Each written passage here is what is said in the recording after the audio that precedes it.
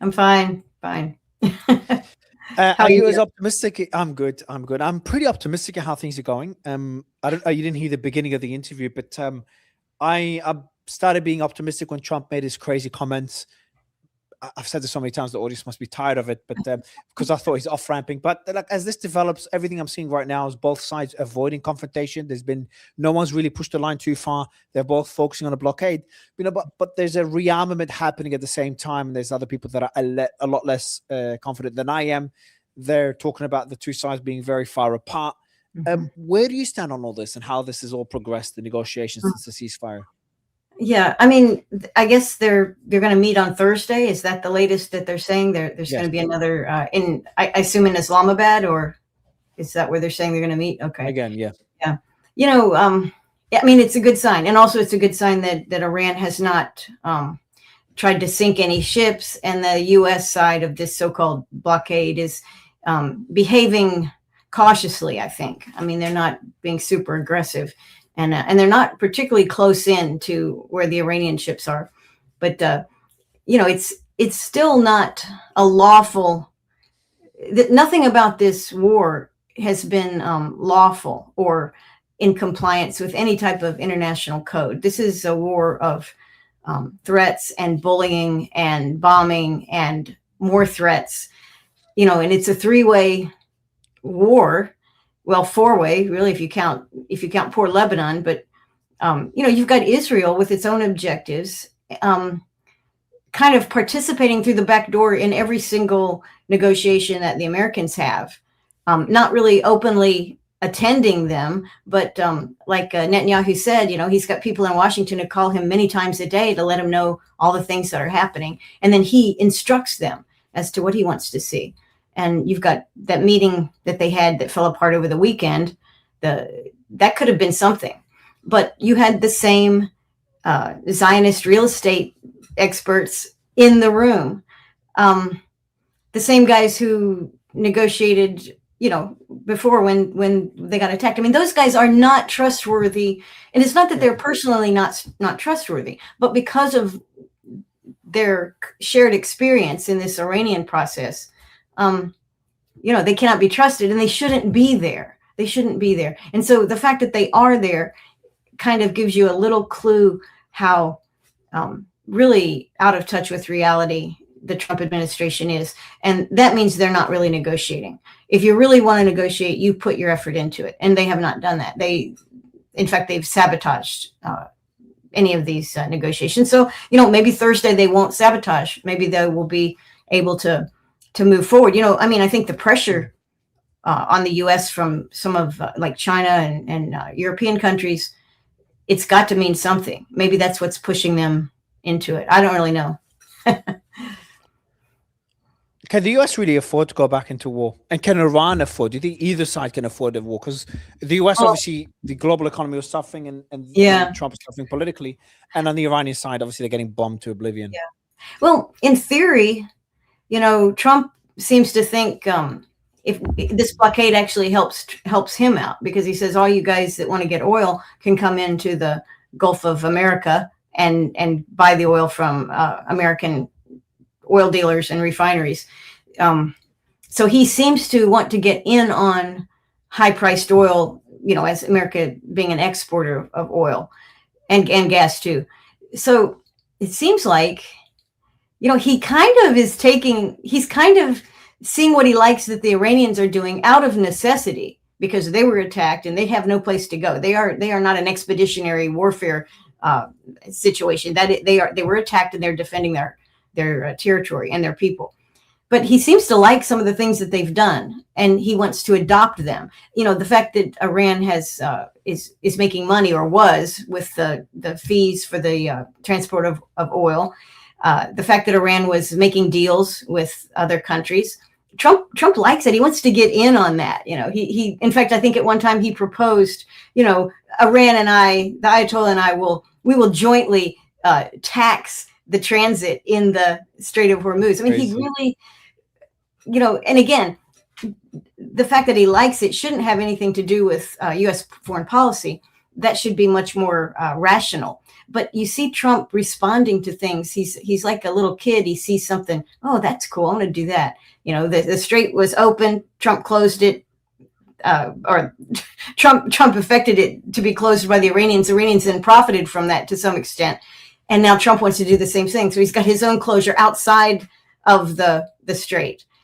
It's really, I mean, it's, have you ever seen those gummy bear commercials? It's Haribo gummy bear commercials, and they have little cartoon children characters, but they're at a, well, actually it's the full grown people, but they have little children's voices, and they're around an adult conference room table. They're doing business, and all of a sudden they start eating the Haribo, and they revert into 4 and 5 year olds, and it's just the most funny and pleasant thing. The opposite of the Snickers ad. The Snickers, when you eat it, you kind of transform into a cooler, more mature person, more capable. Yes, person. that's opposite of opposite of that. Yeah, but like if he pulls it off, that will be, I don't know. People look at it as economically first. It will be the business deal of the century. I just struggle to think he would, because the global outcry would be insane, because he's breaking international law. Nobody should be able to charge at the Strait of Hormuz. So if he manages to do it, again, short term, it might be good for the US. Politically, it might be a good look for him. But the international community being able to charge, because that would just open up the door for other countries that have controls of their own straits, which are considered international waters, to be able to charge a fee. And that will cause significant issues, or weaponize these straits. And that would cause significant issues to the global order that has existed since World War II. So that's pretty concerning. Yeah, but see, Trump doesn't care about that. He doesn't care about the order. You know, Trump is very I don't think he's strategic. I think he's short-sighted. He's, like I said, he sees something he likes. He wants to go do that. He likes money. You know, this idea that, in fact, he's been like this ever since he's been president, even the first time, I think, but it's more noticeable the second term. You know, he talks about, we're going to make money, like the United States is going to make money. But he really, oftentimes he says, I and we. So he seems to think the idea of making money for a country, for a nation, very complex marketplace, many different resources. It's not all directed. You know, we don't have a directed economy. But in Trump's mind, it is a directed economy. It is also for his legacy as well. Like legacy is so important to him. So like this is what worries me for the war, is like if if Iran doesn't give him a deal that could be good optically for his legacy, then I worry he could. Are you worried that this war could return, that they might not reach a deal? Oh, I think so. Yeah. Well, first off, I don't know if you saw what the top military guy in Israel said just yesterday. Yeah, I think I know what you said. I think I saw it. He said regime change has to happen. He says our objectives won't be met until there is a friendly to Israel regime in Iran. So, you know, he's being very firm that, of course, there'll be endless war, which is in the interest of Israel, of course, but we're allied with them. So that makes me worried that as long as we're allied with them, there's going to be continual war. As long as we're willing, or the American president is willing to conduct war on behalf of Israel, or wars that are helpful to Israel in Israel achieving its own interests, then there's going to be war, because Israel has no plan for peace. You know, Israel is, well, it's an American problem. Certainly it's a problem for the world, but you know, what they're doing in Lebanon, and this idea that they have talks, you know, they're going to talk with the Lebanese government.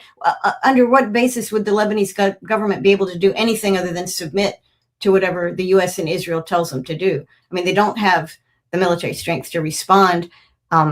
In fact, last week, there was something that the Lebanese government wanted to go into the southern part of Lebanon. I don't know if it was to fix something, maybe fix a water system or something, but they couldn't, because Israel did not give them permission to go into their own territory. Now, again, from an American perspective, if you have territory, like, you know, what if we wanted to fix something in Texas, and we said, well, we really want to fix this well that we found, this water system that's been blown up by the Mexicans, but the Mexicans are not allowing us to go do that. So we're just going to wait until they say it's okay. That's not a very American response. I'm telling you, Americans do not understand that. They don't understand how the situation that is in Lebanon, that really, and I don't understand it either, but certainly they don't have the power. They have no power in this deal. They have nothing to do except submit to Israel. It's a show. To me, it's just a show. You know, it's a show diplomacy. a show negotiation. So that doesn't even really matter. But yeah, Israel wants the war in Iran to continue to be percolate along. Maybe it goes hot, maybe it goes cold, but it's going to percolate along indefinitely into the future. That's what they want. And as long as what Israel wants is what the U.S. is willing to do, then I'm not hopeful. What do you think China's role will be if both countries stick to their guns in these negotiations? And we see the Iranian blockade ongoing, and then whatever gets through gets blocked by the U.S. So essentially, total blockade of the Strait of Hormuz. Mm-hmm. What happens to other countries? What happens to first the American allies that will suffer from this the most? Yep. Japan, Pakistan, India, South Korea. And what will happen to China? And what would they do about it? Because China has been very vocal against this. They've said that, hey, our ships are going to go through. We have the right to do that. Yeah. Iran controls the Strait of Hormuz. That's the exact words. The Chinese Defense Ministry said Iran controls the Strait of Hormuz. Mm-hmm. So how far do you think China would go in I think safe passage? Okay, I do trust our taco president. So Trump will not sustain this blockade. I do believe that. I think, first off, our U.S. military is especially the Navy, it's not something that can sit forever and ever and do things, right? I mean, a Navy deployed forward has to have its logistics. It has to have all kinds of things brought to it. And we're not really in a position to sustain a blockade for any great length of time. Plus, as I understand it, yes, there are a number of ships there. I don't know what the number is. There's the carrier battle group, which is sitting... Now they said the Lincoln is like 200 nautical miles off, but the battleships or the particular types of ships that are kind of really organizing this blockade, there's only like a couple of them, and it's a big area. The ships that are going through are attempting to not squawk and to go silent or whatever, or misidentify themselves. So there's all that. Anyway, it's not something. It's really like a stunt. I see it. And this is my opinion, of course, obviously. Yeah. I think it's more of a stunt because in some ways it's working in the sense that it's angering China and it's enraging our European allies who need to have this oil and gas and other things. So it's a stunt that's working to create a negative situation for a lot of people. So Trump, when he backs off of that, we can't sustain it for very long anyway. So as long as he drops that blockade and makes it like it's a big give, a major give, then he can look like, he's going to get a lot for that. Anyway, I see a lot of this as theatrical rather than a functional blockade. And also, if it was a functional blockade, considering that our Gulf allies in particular require their supplies, their food, who knows what else coming through there. It is illegal. It is illegal by international law, not that Trump cares, but this would be a big problem. It is illegal to blockade food and medical aid and that kind of thing. That is just, you cannot do that. The blockade has to be focused on something in particular that is related to the war effort. And it is an act of war. It's one more act of war. So anyway, I mean, because he's done it, I think he can sustain it for a short time. Of course, it demonstrates how much worse this thing could get. So maybe this will be where we can have a negotiation, but not with Witkoff. If in Islamabad they send Witkoff and Kushner back with whoever the team lead is, that'll be insulting. Yeah, she could do it. I mean, anybody but somebody who works for Israel. And I'm sorry, Kushner and Witkoff are not doing their work for the United States of America. They're just not. And even if I'm wrong, and they were, even if they were, nobody would believe that they are because of their past history up to this point in advocating and advocating for what Israel wants and undercutting negotiations. And in some cases, I think in the past, directly lying to the president about what went on. So these guys need to be off of this thing. And if Trump can't figure that out, then that means he's not serious. And this is just going to continue to be a dance that goes on. Meanwhile, the cost to the world and the world supply chains and energy chains and everything else is just going to keep, accreting. It's going to be more and more and more. Yeah. It's just a question who will blink first. And as you said, you think Trump will blink first, but Trump needs something. Like this has been already such a big strategic loss for the US. It's hard to portray it otherwise. I'm sure he can, because a lot of people already, even people that are, that are following closely, that are, understand politics and understand strategy, still believe this is a win for the US. But they also always say depends on the outcome of the negotiations. But if the outcome of the negotiations is if just certain limitations similar to the Oman negotiations of Iran's nuclear program, it's going to be very hard for Trump to twist this into a win. So what do you think Iran could concede for Trump so he could concede back to them in releasing some of their funds, lifting the sanctions? So in other words, what do you think Trump will get out of this, and what do you think Iran will get out of this? This is a hard question. Clearly, the Iranians are willing to still talk about no nuclear weapon development because they have never admitted or advocated getting a nuclear weapon. They consider their enrichment to be done for peaceful civilian energy purposes. And that's always how it's been done. And that's what the IAEA inspectors had indicated it was. So anybody that's objective about Iran and has watched Iran knows that they're not trying to develop a nuclear weapon. And we did do a regime change, of course, and we got rid of the one guy that was standing between a nuclear weapon against the hardliners who said we must have one. And now the other guy there is it's not clear what his views are on that. But I think I think the Iranians will be flexible on no nuclear weapon or a moratorium, maybe not 20 years, because 20 years is insane. That's not even serious. Okay, first off. And also, without a treaty of inspections, of mutual participatory inspections, anything they say, like, I'm not going to do it for 5 years or 20 years, it's all irrelevant anyway. So I'm not sure our guys on the American side are coming prepared for, like, if you say, okay, we don't want you to have a nuclear weapon for 20 years. You would think that the team of people that they brought last weekend to Islamabad would have had a plan for how they would not just propose that, but how they would measure it and how they would inspect it and how they would ensure it. Okay. So now we're talking another treaty, right? We're talking, and treaties require work. They require research. Where's the State Department here? Where is the State Department in these negotiations?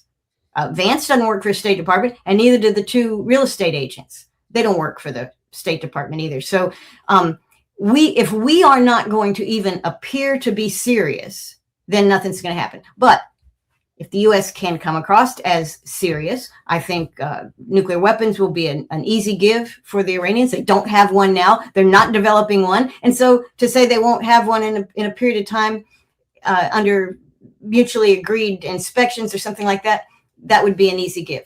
I think Trump would be able to give back the seized money, because that helps America. When you take other countries' money and you say, oh, I'm holding it, but then you hold it for like 20 or 30 years and you never give it back, that's called theft. And when a great nation steals from other great nations, the word gets out, right? And you don't trust them. So America has a huge trust issue anyway around the world. So I think this would be something. Especially after Russia, like this only makes it worse. Absolutely. After the whole. Absolutely. And then there is no doubt Trump can take credit for the brutal bombing of military and civilian targets throughout Iran. Brutal, destructive, hospitals, all the stuff that they bombed, very much in an Israeli style decimation of these major cities. So Trump can say, we did that. We bombed the heck out of, how he can really get some flowery language about how hard he bombed them, how much pain he delivered, and that they couldn't say anything. They had to submit. If Trump likes to use that language, I think that the Iranians don't care. They know what they suffered. They're willing to suffer more, a lot more. Okay. So Trump could conceivably say, I beat the living heck out of the Iranians. I switched out their government. They're not going to get a bomb. Yeah, we're going to release the money. And then Iran has a really cool thing going on up until this blockade, I guess, with the transit fees. And that's something both Oman and Iran could do in the future. Honestly, it's in their 12-mile economic zone. So they have a choke point that they could monetize. Iran monetized it for a short period of time, and that helped them. I mean, they took in a number of billions of dollars, And that's, I think, really what angered Trump, because Trump loves money. I think you have to realize who we're dealing with Trump. He loves money. He loves gold. Wasn't there a guy in a James Bond movie that loves gold? Goldfinger. Yeah. So Trump loves gold, and he literally loves it. He loves the color gold. He loves money. He likes to be seen as raking in money. So I think it angered him a great deal when Iran very smoothly negotiated the passage in and out of all kinds of non-U.S. and non-Israeli, non-combatant countries' tankers and ships. So I think he admired that, and he wanted to get in on it. Of course, we know he wanted to get in on it because he said he wanted to get in on it, which is totally insane. Totally insane. Because I respect the honesty, though. At least he was honest about it. It's because he loves money and he sees a way to make money. He wants to jump on it. So I think Iran will probably have to give a little on their program of monetization of transit. I think they're going to have to do that. But the U.S. cannot be the big player there. It has to be done with their Gulf neighbors. It has to be done with the other port authorities in the Strait of Hormuz, right? And some of those have been combatants. They have had American bases there. So Trump may, though, I think, be able to sell that as a win on his side. Yeah, we got them so that they're not controlling the strait like they were.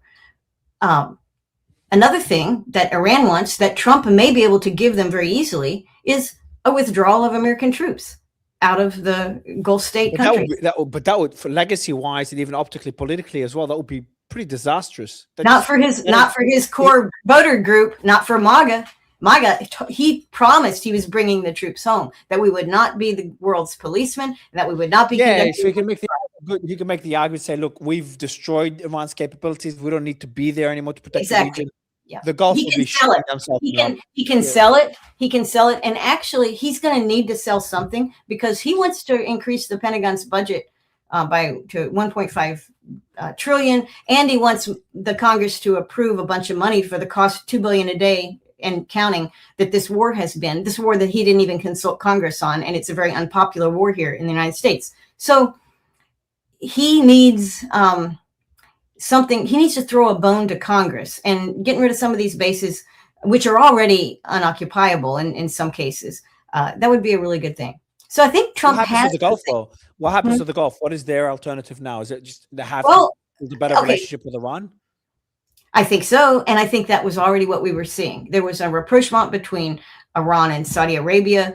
Oman already gets along great. Pakistan. There is nothing wrong with getting along with your neighbors. I know, unless you're Israel. And if you're Israel, you must dominate and kill them. But for the most places around the world, you need to get along with your neighbors. And nothing wrong with that. I think the trend lines were there for that. Now, what Trump won't like is the fact that a lot of these countries that we had bases in that got hit hard, we blindsided them with the war. Yeah. These countries are looking for a more, they're looking for new friends. They're looking for better allies so that they can have a balance against being wholly dependent on the United States, which is unreliable and aggressive.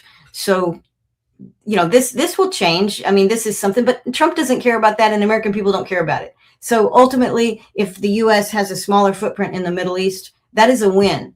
That's a win. And he can say, you know what? General Clark in 2006 said we had all these countries that Israel was going to destroy and bomb and regime change. And guess what? Trump finished it. We're done. No more of that. We finished. We did everything that the 30-year Israeli program called for. If he can say that, that would allow him the ability to call it a win and be able to save a little bit in Pentagon money in theory, not in reality, but in theory, he would say we can have a smaller budget in the Middle East, and I can Congress can give me more money so we can upgrade our military forces in a new direction or whatever he's thinking about doing. Something really interesting happened while we're speaking. A Russian bulk carrier, Abinsk, ABINSK, carrying grain from Russian-controlled Ukrainian territories docked. Okay. I thought it's sanctioned. Okay, hold on. Russian bulk carrier carrying grain from Russian-controlled Ukraine. Russian-controlled. Okay, so a Russian carrier from Russian-controlled Ukrainian territories just docked at Israel's Haifa port 2 days ago, violating US, UK, and EU sanctions. So that's Israel violating, exactly, that's Israel docking a Russian ship that is sanctioned. That's interesting. Could we see a deal? Exactly. Like, Amelia, I'm like, what the fuck? Like, Israel's doing this with the US supplying it billions of dollars a year. Is that Israel's way of saying fuck you to Europe? After Europe stood against, canceled the defense agreements with Israel. And, but that, what about the US? What about American sanctions? And is that also a deal with Israel, with Russia? Because Russia's supplying Iran, could there be a deal behind the scenes where Russia's support of Iran kind of is reduced slightly? They don't supply a certain air defense, probably S-400s that were meant to supply. So I'm just worried that Israel's starting to already kind of divest a bit away of the US, kind of hedge themselves a bit. Well, if many Israelis on both sides of the aisle, the various parties that are there, do not like to be seen as dependent on the United States. That is actually a point of debate. For in the United States, we say we give them all this money and they don't do what we tell them. But for the Israeli side, they go, we're a wealthy country, we're a talented country. We don't need what the U.S. gives us, and certainly we are never going to do what the U.S. tells us to do. They have national pride, and there is absolutely nothing wrong with national pride. So it is not particularly popular to, I wouldn't think anywhere, to be an American lackey, and Israelis don't consider themselves that. But because they do receive UN top cover, they receive billions and billions of dollars. We fight their wars for them. Yeah, it's a little bit like we take care of them. In their own mind, I think they feel that they are America's vanguard in the Middle East in some way. They feel that they deserve what they get, but they don't like being considered dependent on the United States. Yeah. And certainly Israel, like many countries, including ours, could care less about international law or sanctions. They do what they can get away with. And so it's interesting. But I think Putin or somebody over there, Lavrov maybe, I don't know, offered to help with peace talks, Iran and U.S. So that would be a good sign. And of course, I think China would help a little bit. But I think China's getting angrier and angrier. I don't like that. I don't like that. Yeah, China, you've noticed that as well. Yeah, China's their statements are getting a lot more aggressive. I was talking about one a few times on the show where they said the Chinese Defense Ministry, in part of their statement, Iran controls the Strait of Hormuz and has opened it to us, telling the US to let their ships through. But they said Iran controls the Strait of Hormuz. It's pretty commanding language, pretty aggressive language by the Chinese. Yeah. Pretty assertive language. The Chinese are not, I mean, from my understanding of what you see the government say, they are careful with their language. And it is not untrue that Iran controls the Strait of Hormuz, and they still control the Strait of Hormuz. But then Trump is sitting outside in the Arabian Sea, controlling it a second time, a second set of locks, But when you see the Chinese or the Chinese official statements or statements by key Chinese leaders sounding angry, that's unusual. You don't usually see that. They're usually very diplomatic, very restrained, it seems like, very careful in the choice of their language.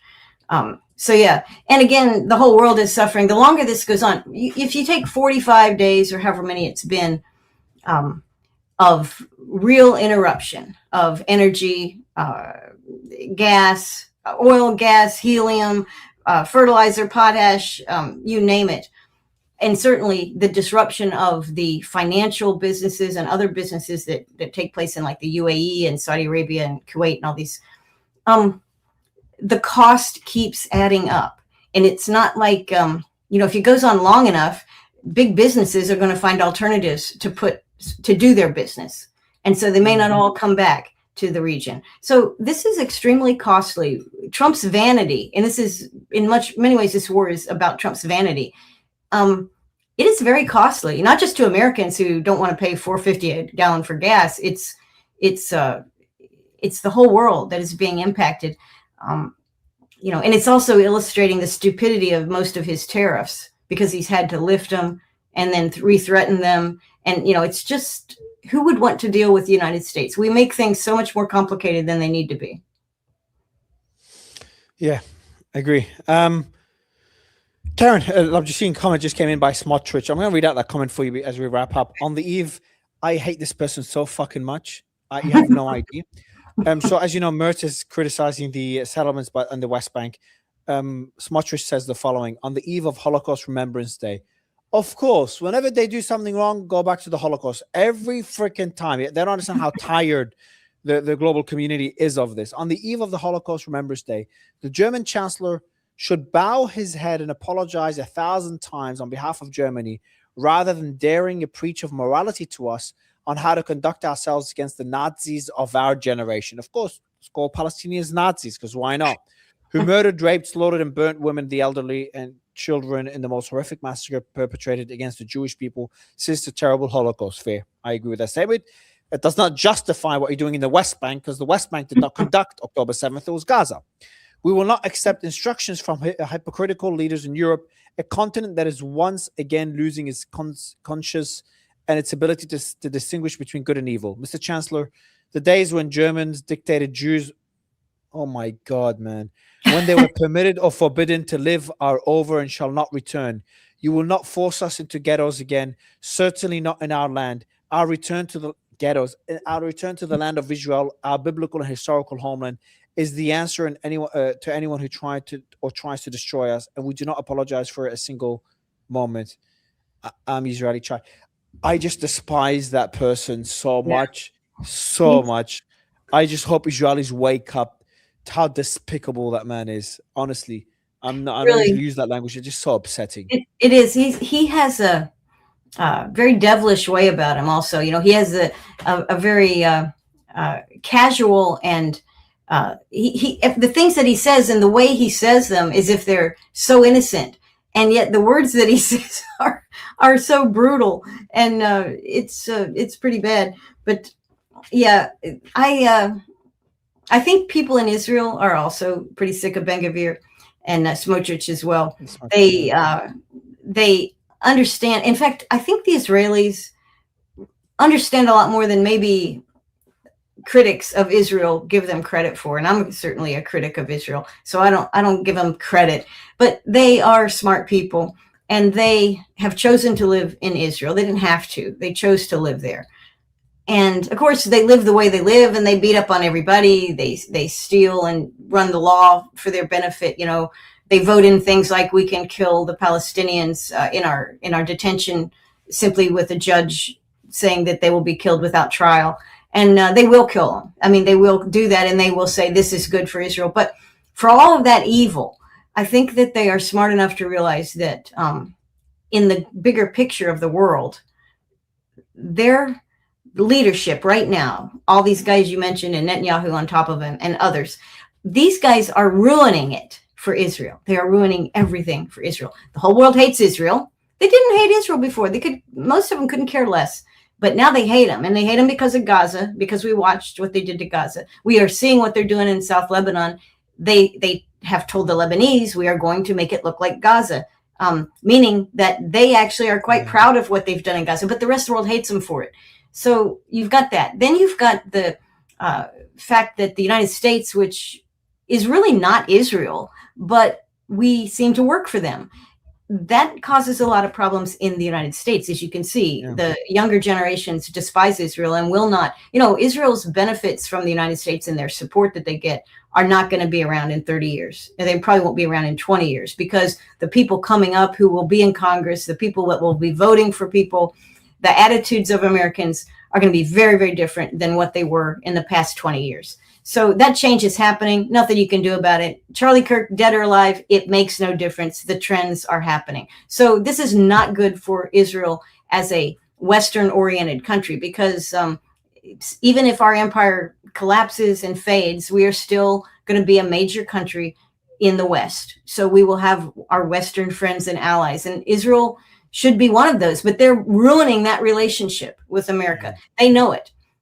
You've also got... They're losing the U.S. They're losing the U.S. They're losing the U.S. And they're also, while many of their products are good that they can produce, many people now around the world are boycotting. Governments are even doing it.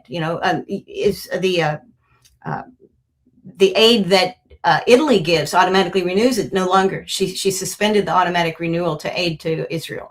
So that is as countries, particularly European countries, which do give money and help Israel in many ways, as they run out of money, because of their energy crises, because of their domestic problems and all kinds of other issues, as money becomes constrained in any country, the first thing that goes is your charity. And if you have charity to Israel, when Israel's behavior has made it extremely unpopular in your country, that's an easy cut. So Israel is isolated, and it's going to be more isolated. They have a vision of being an energy center. They want Saudi oil pumped out right to the. I mean, a big part of why they had to kill the Gazans and destroy Gaza is they want Gazan oil. The Gazans share that oil field right off of Gaza and the coast in the Mediterranean, Western Israel and Northern Gaza. There's a gas field. And of course, like all gas fields, right? It's gas, it's shared.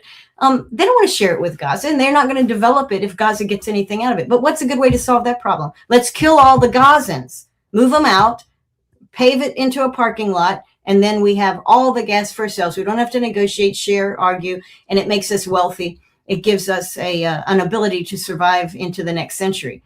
But this desire to survive into the next century, which Israel, I'm sure, has as a state, the way they're doing it is really reducing all their choices. It's reducing their options. It's going to impoverish them, and it's also, many Israelis, they don't want to raise their kids in Israel. Why would you? I mean, when there's so many other places you could do it, and especially for Israelis, there are Israeli communities everywhere. You can be a practicing Jew or a secular Jew anywhere on the planet. You're probably not going to have a problem. This is not 1930s Germany. I don't know any place remotely resembles that. Same fucking strategy for decades. Karen, always a pleasure to have you. Thank you so much for coming on and having this discussion, and would love you. I'm sure I'm going to have you again soon. The audience loves you. Thank you so much, Karen. Absolutely. Well, thank you so much. We'll talk to you next time. Thank you, Karen. All right, everyone. I hope you enjoyed the marathon today. I'm exhausted. There's days within the week where it just all hits me and my energy just drops. We had a discussion with General Ben Hodges. It was a one-off discussion. It's on the channel. And then we had Admiral Montgomery to discuss the blockade. We had a really good, if you were there, it's a really interesting military discussion that we had. Then we had Drula again, Drula Jibreel this time around. Last time we had a great debate, me and her, because I agree with a lot of what she says, but obviously she's a lot deeper in that rabbit hole of greater Israel theory. I'm not that deep into it. I criticize Israeli foreign policy, but I also don't think they just want more land. Everything they do is for more land. I'm not that extreme on that side, but we're both extremely critical of the current Israeli administration and their foreign policy. So, but it was more today of a discussion of her giving her thoughts and me really trying to understand her, because I really wanted to understand where she comes from, especially, as I said before, the statements by the Israeli defense minister when it comes to southern Lebanon. Then our regular guest Trita Parsi to discuss the ceasefire, and I agree on his stance on what could happen next and where we're at. I think you should check it out if you didn't hear it. And obviously, one of your favorites, Karen, Colonel Karen, is on the show. We just finished that discussion. I hope you enjoyed it. I'll see you again. We've got 3 interviews, including Professor Izadi from Iran. We had a discussion with him last time. I'm looking at the calendar right now. I've got 3 already scheduled. I'm sure the team will put in 1 or 2 more. We had Professor Izadi, who's a professor in Iran at Tehran University. Last time was more me listening to him. This time I think I'll be going back and forth, challenging him. And I'm trying to get him on a debate with Jonathan Conrick, who's from the IDF. After Professor Izadi, I do have Avram Burg from Israel, former Speaker of the Knesset, one of my favorite gentlemen to speak to, one of my favorite guests. And there's afterwards, and I'm going to have an hour or 2 break for a meeting. And then I've got Alex Kreiner, who's a geopolitical analyst who's been on the show before. These are the 3 booked for tomorrow. And then lastly, on Thursday is a killer day. We got Ray McGovern and we got Dr. Maloney, but also got Pepe Escobar, a regular, Colonel McGregor, a regular, and Robert Pape to talk about where the war is at right now. He's the professor that studied regime changes for over 100 years, and he's been very vocal about the Iran war. Thank you so much, everyone. I'll see you tomorrow, unless something urgent happens tonight. Bye-bye.